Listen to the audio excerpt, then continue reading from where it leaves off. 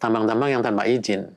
Ya kan, terbuka, Ilegal, dibiarkan, ya kan, itu air asam itu pH-nya bisa antara 1 sampai 4. Oke, sangat asam. Sangat asam. Kalau sampai itu masuk ke perairan umum, mati itu sungai-sungai. Iya. Ikannya mati kan. Cemari lingkungan ya Pak ya. Reklamasi itu bisa seberhasil itu. Yang tadinya hanya tanaman-tanaman kecil yang mungkin sekitar 60 sampai 1 meter, kemudian tumbuh berkembang sampai akhirnya rimbun, mendatangkan kembali yang faunanya tadinya tidak ada menjadi ada, dan bahkan secara status dilindungi bahkan langka.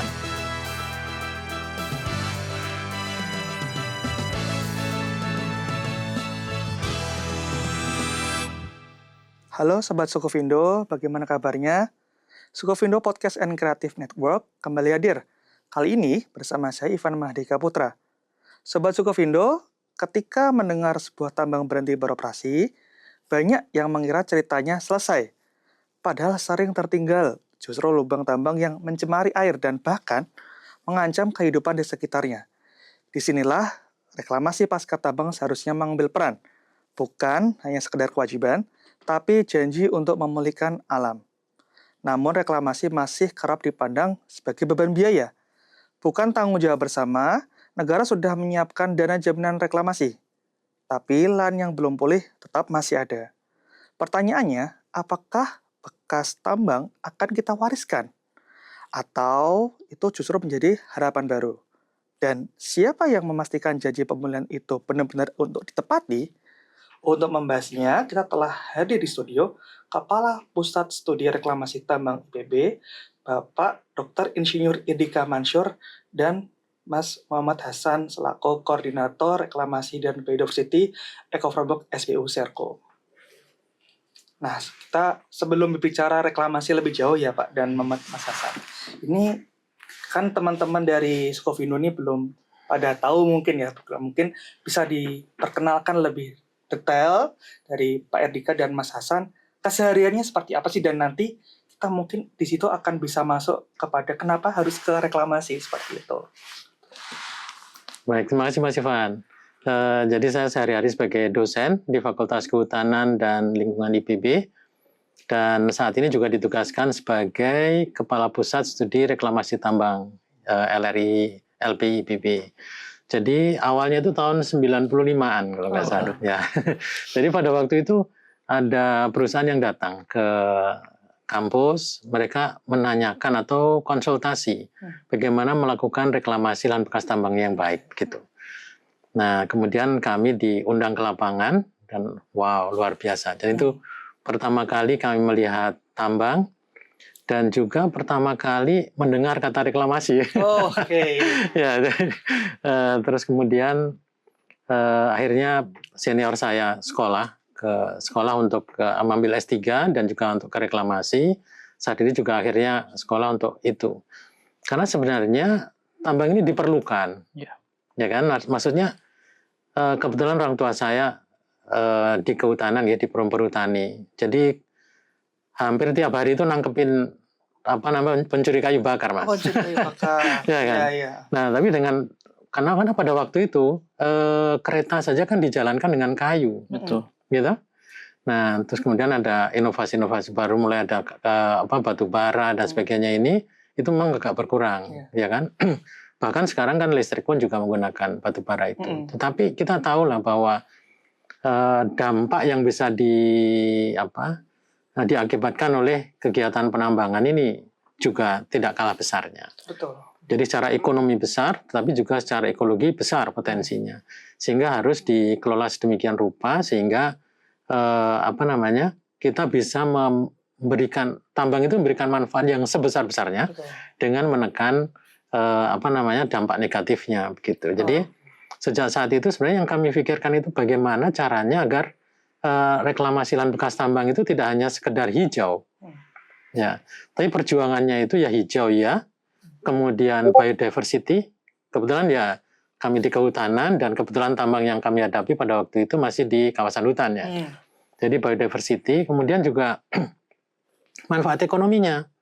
Karena kalau hanya ekologi saja nggak ada manfaat ekonominya, ya nanti pasti manfaat bagi masyarakatnya juga kurang begitu. Kalau hanya ekologinya saja kan nggak ada orang yang mau digaji dengan CO2 toh. Betul sekali, Pak.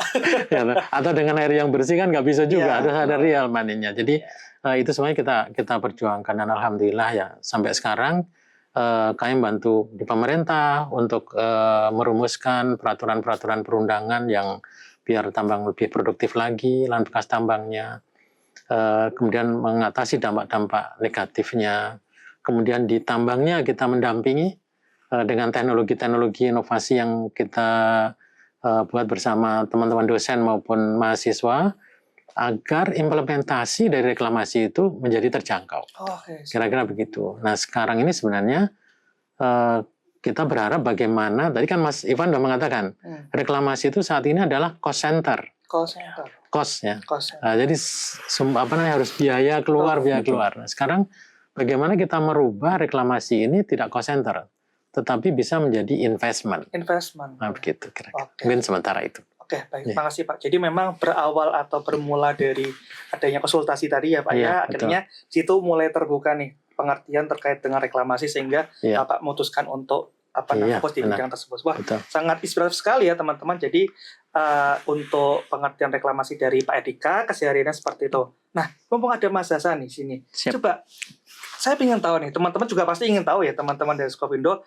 awal mula nih Mas Hasan dulu waktu kuliah mungkin ya, apakah sudah saya ingin menjadi fokus di bidang forester atau kehutanan yang direklamasi. Betul. Atau seperti apa nih Mas sekarang sehingga bisa diamanai sebagai alhamdulillah sebagai koordinator teknis ya terkait dengan reklamasi dengan biodiversity.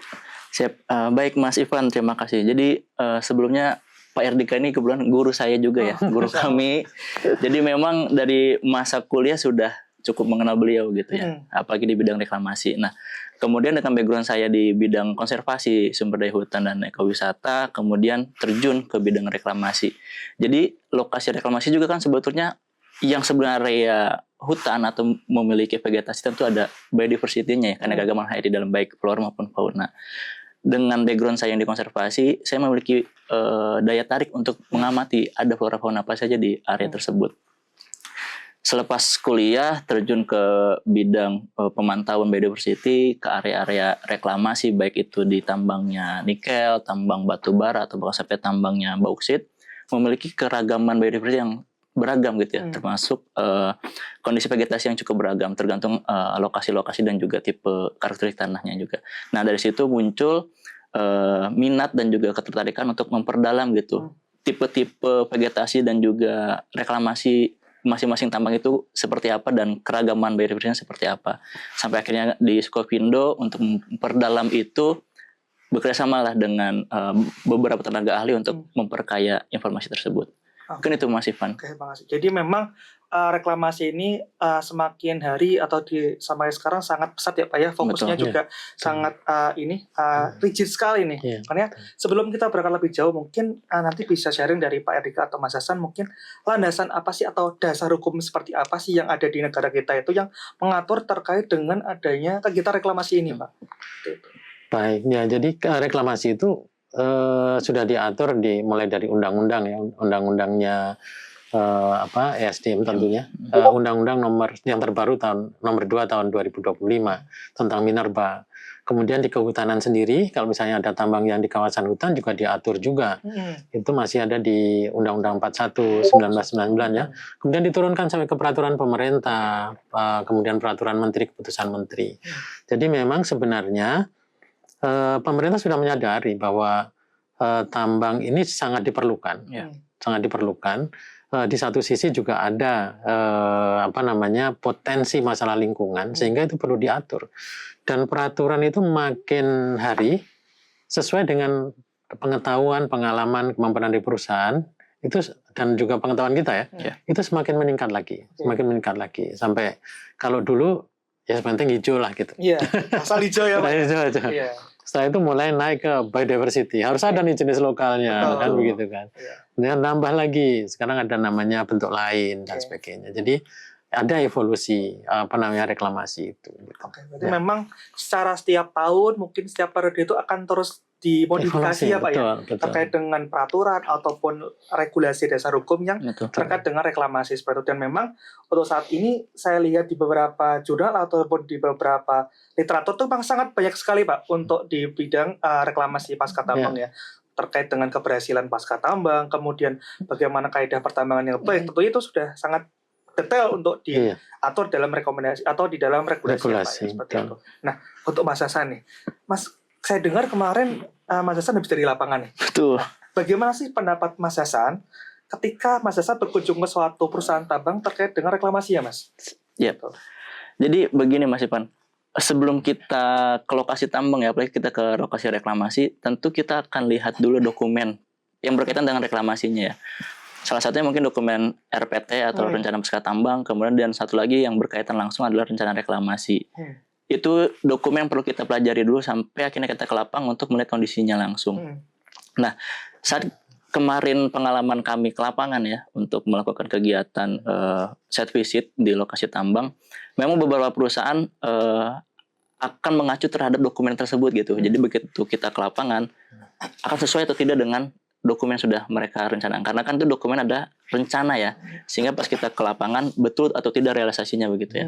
Sehingga pas kita kemarin di lapangan, oh ternyata perusahaan memang melakukan sesuai dengan rencananya. Bahkan beberapa perusahaan mungkin melakukan melebihi dari dokumen-dokumen tersebut. Contoh misalkan yang tadinya beberapa tanaman itu ditanami tanaman yang pionir ya, kemudian disisipkan dengan tanaman lokal bahkan MPTS gitu.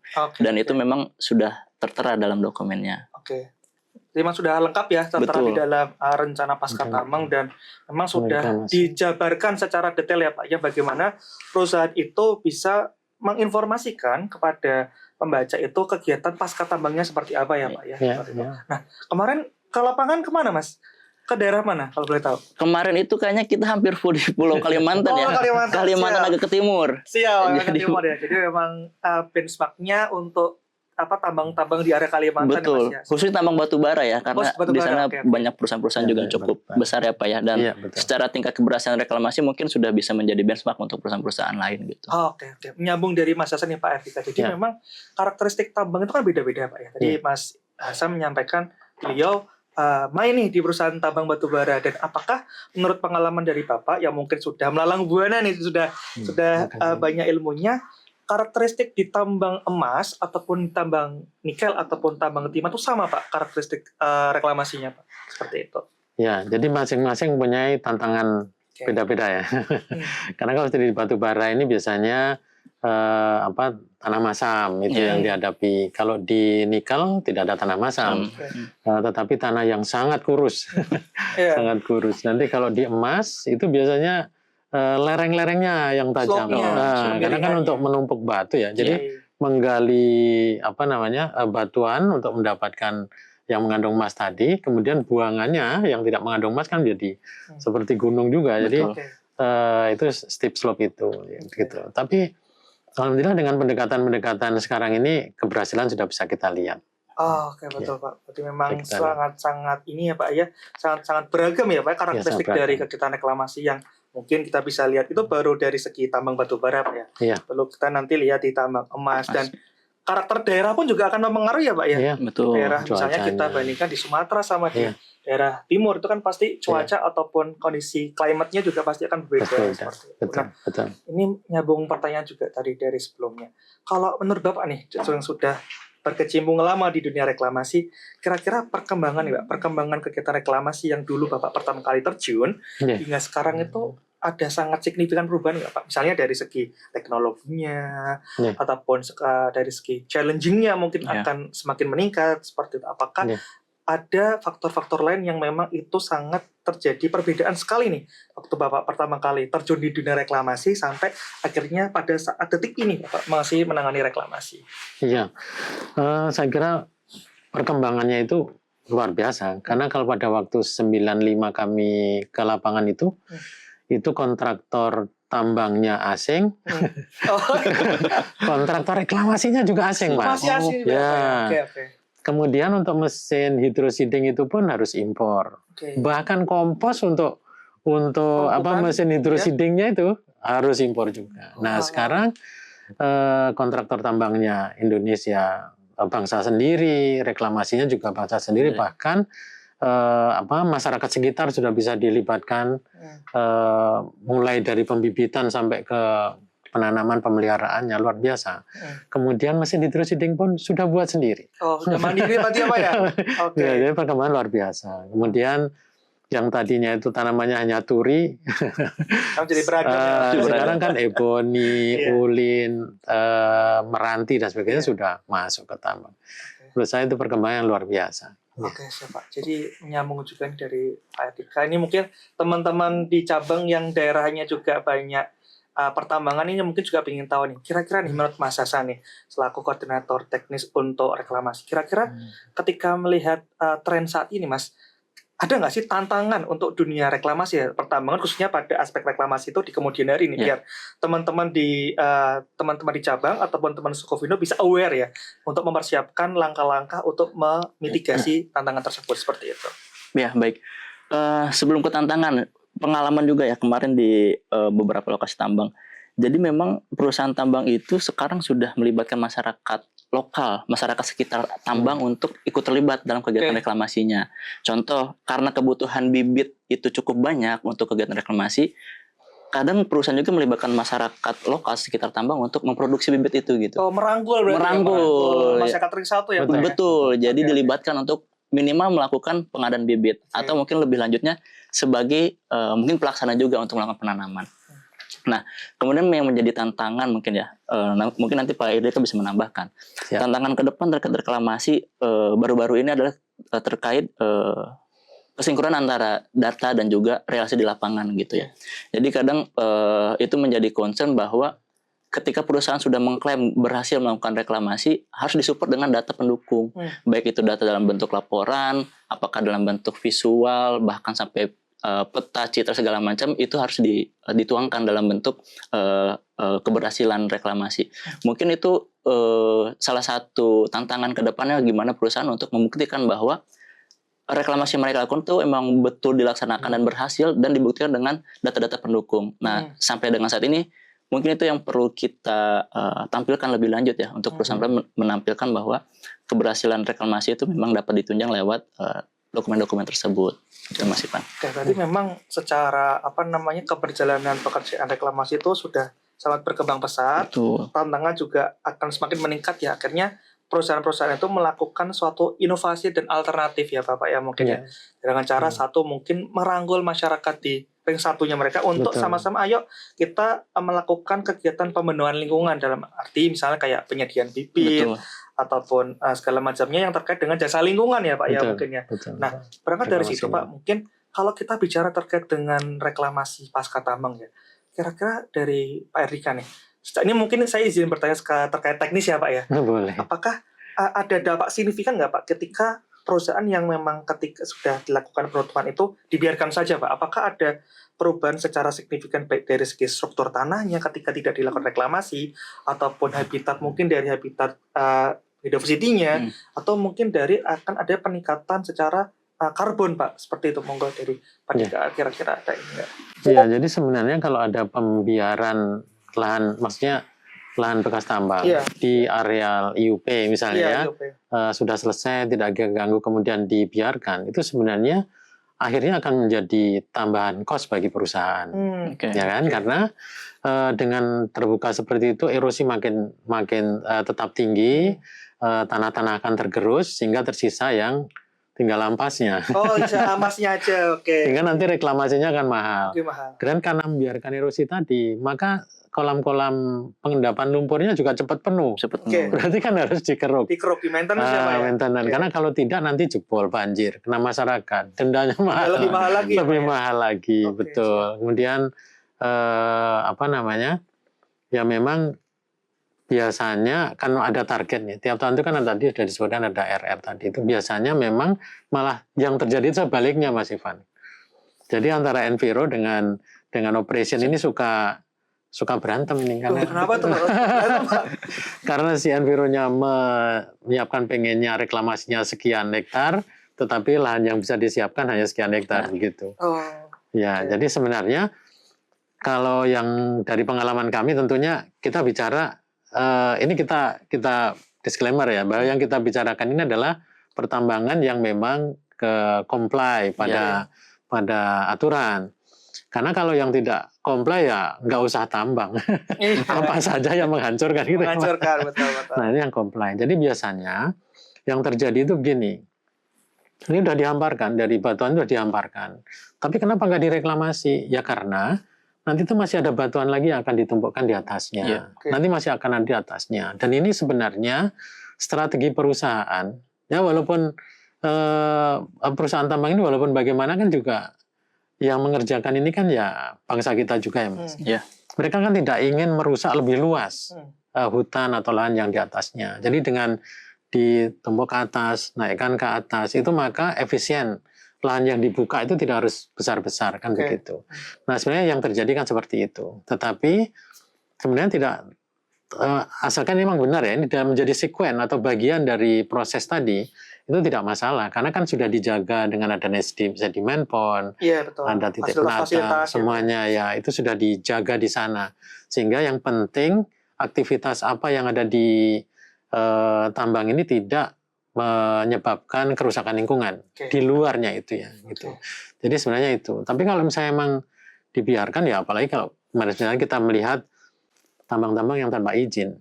Ya kan terbuka dibiarkan ya kan untuk air asam itu pH-nya bisa antara 1 sampai 4. Sangat asam. Kalau sampai itu masuk ke perairan umum mati itu sungai-sungai. Ikannya mati kan. Cemari lingkungan ya Pak ya. Betul. Kemudian tanah jadi menjadi terbengkelai. Ya sayang betul kita kan ya. Yang jelas tuh habitat juga tidak bisa manfaatkan lagi. Serapan karbon juga berkurang begitu kan ya. Jadi saya kira memang ya harus direklamasi.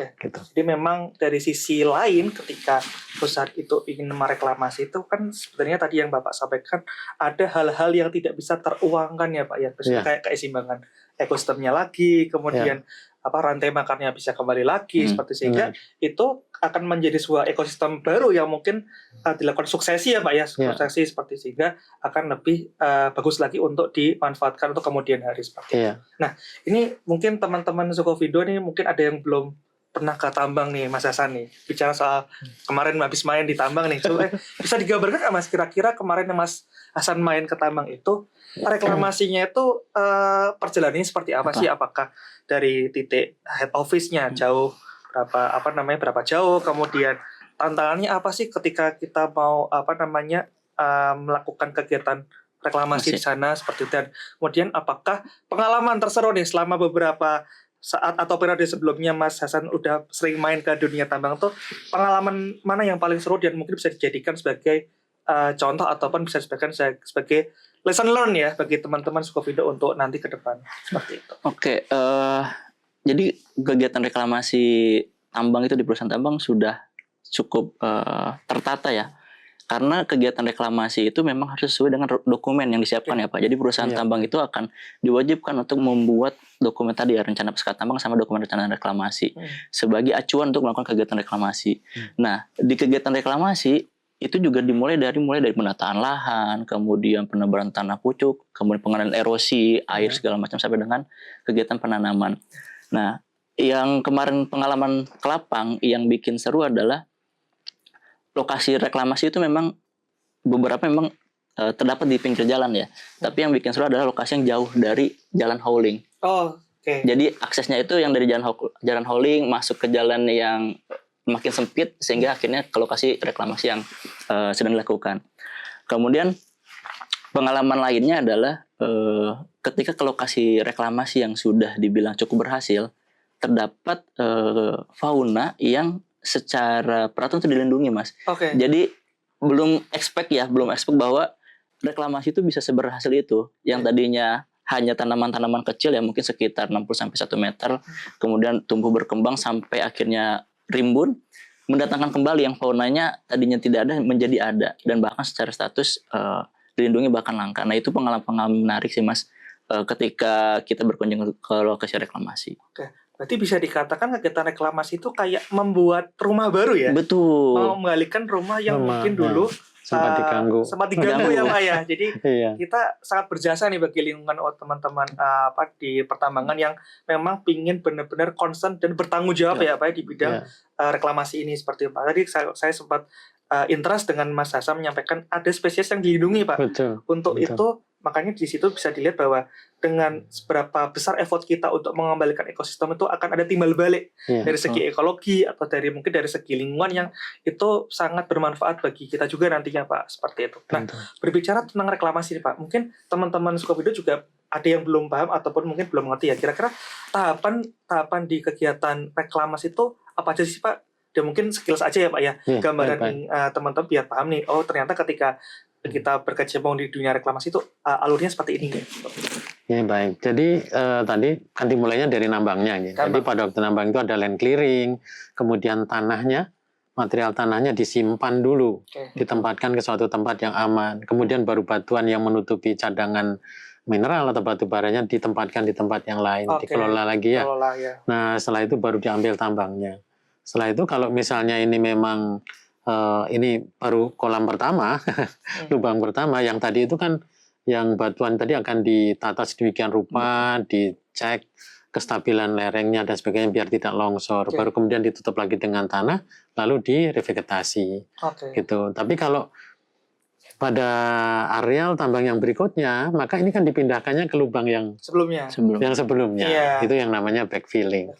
Kemudian ditata lagi seperti itu, dan itu sudah berhasil, maksud saya sudah dilakukan dan sudah ada buktinya.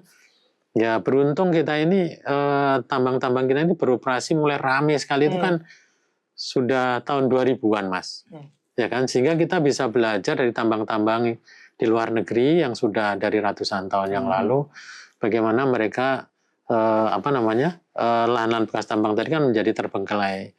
Nah dengan belajar dari itu, maka peraturan perundang maupun implementasi di lapangan kita sudah menjadi jauh lebih baik begitu. Gitu. Ya. Berarti memang ada beberapa tahapan yang tadi Bapak sebutkan itu, kira-kira ada nggak ya Pak tahapan di tadi kegiatan reklamasi itu yang memiliki peran krusial Pak? Misalnya ketika ini pekerjaan atau tahapan ini miss, itu akan bisa berdampak ke belakangnya seperti itu Pak. Ada nggak Pak kira-kira di satu tahapan reklamasi itu Pak?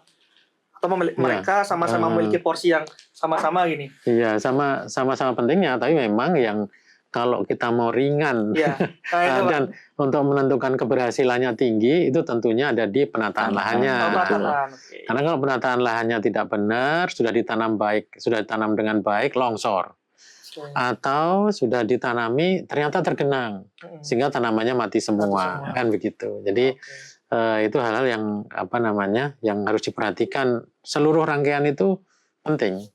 Tapi memang ya harus dimulai dari awal tadi, harus mulai dari penataan lahan tadi gitu. Berarti memang dari krusialnya ada penataan yang lahan yang benar ya Pak ya, agar nantinya ke belakangnya tidak menimbulkan sesuatu yang tidak diinginkan dan bisa mengeluarkan kos yang lebih besar ya Pak ya. Ngulang lagi. Malah itu menjadi bumerang bagi pelaku kegiatan reklamasinya Pak ya. Oke guys, siap. Nah, saya pernah mendengar Pak beberapa di literatur, mungkin saya baca juga mungkin kegiatan reklamasi ini erat kaitan dengan jaminan reklamasi Pak.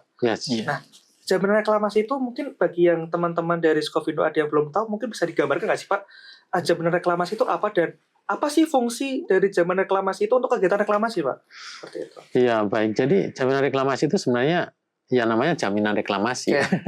Itu yang harus ditahan oleh pemerintah. Jadi misalnya suatu tambang itu akan melakukan reklamasi, sudah membuka lahan kan ya, kemudian melakukan reklamasi, berapa luasan reklamasi tahun yang akan datang, itu harus dijaminkan berapa sih biayanya, mulai dari penataan lahan, termasuk pengelolaan rasam tambang dan sebagainya, itu harus dijaminkan di bank pemerintah. Kalau dulu pakai bank garansi, sekarang harus deposito berjangka. Tujuannya, kalau perusahaan ini malprestasi atau bahkan kabur gitu ya, nah, pemerintah masih punya uang ini, karena biaya reklamasi kan mahal Mas, sehingga kalau harus dari APBN, saya nggak bisa gajian nanti Mas, nggak ada THR. Nah untuk menjaga itu maka harus ada jaminan tadi, sehingga nanti kalau misalnya ada perusahaan malprestasi atau meninggalkan kabur misalnya ya, maka pemerintah bisa menunjuk pihak ketiga untuk melakukan reklamasi tadi. Gitu. Nah, berarti menyambung dari kegiatan jaminan reklamasi itu kan kalau menurut Mas Hasan nih, kira-kira kriteria keberhasilan reklamasi yang baik itu seperti apa sih Mas? Kan Mas itu udah main ya tadi, Betul. perusahaan-perusahaan tambang batu bara khususnya itu melihat dan mengobservasi, oh ini dikatakan baik atau berhasil itu dari kriteria atau indikator apa sih Mas biasanya Mas? Betul. Jadi kaitannya sama tadi ya, tahapan reklamasi yang paling krusial yang tadi Pak Edeka sampaikan terkait penataan lahan. Nah, di peraturan yang terbaru di Kepmen 344 tersebut memang penataan lahan menjadi poin yang cukup penting untuk menjamin untuk menilai keberhasilan reklamasi. Itu kaitannya erat dengan nanti jaminan reklamasi yang tadi sudah dijaminkan perusahaan di bank untuk dicairkan.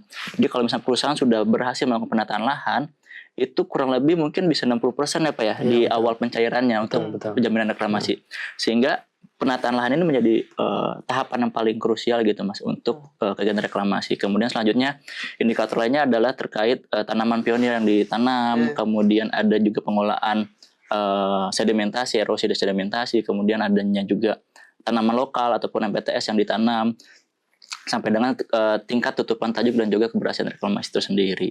Nah, itu erat kaitannya dengan pencairan dana jaminan reklamasinya di akhir begitu. Nah, Sobat Sukovindo, semakin panas kan diskusi kita kali ini. Tentu Sobat Sukovindo penasaran nih bagaimana cara mencairkan dana jaminan reklamasi hingga benar-benar berhasil 100%. Dan apakah jaminan reklamasi ini bisa digunakan oleh perusahaan untuk hal-hal lain?